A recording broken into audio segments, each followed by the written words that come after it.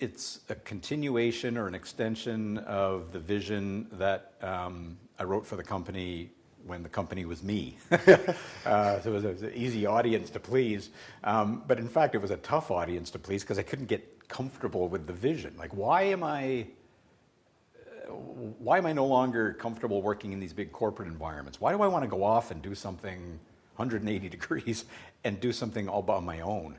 Well, the why was because I truly believed that business leaders had lost sight of what a brand was.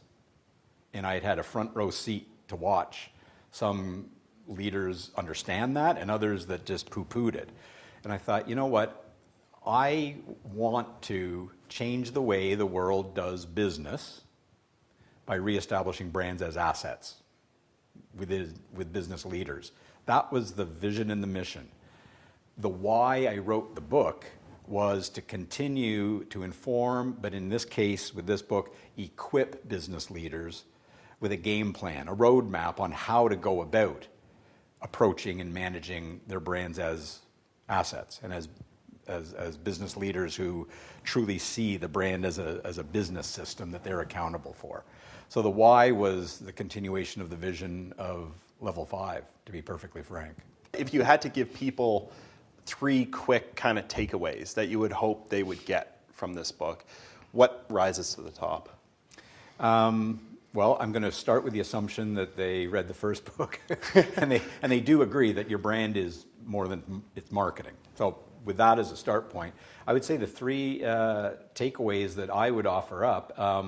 Number 1, your brands have 2 different types of audiences: internal audiences and external. Often people think about the people that we're selling to or providing a service for, and that's important.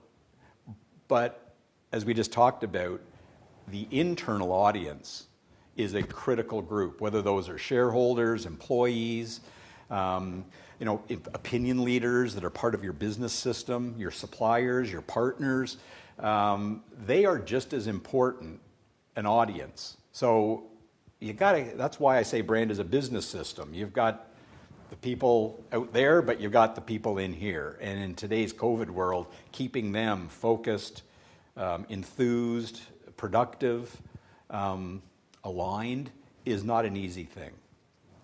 The second is ultimately what you're playing with when you do manage your brand that way is the brand's reputation and ultimately your reputation. What do you want to be known for? So go back to the Simon Sinek, the why.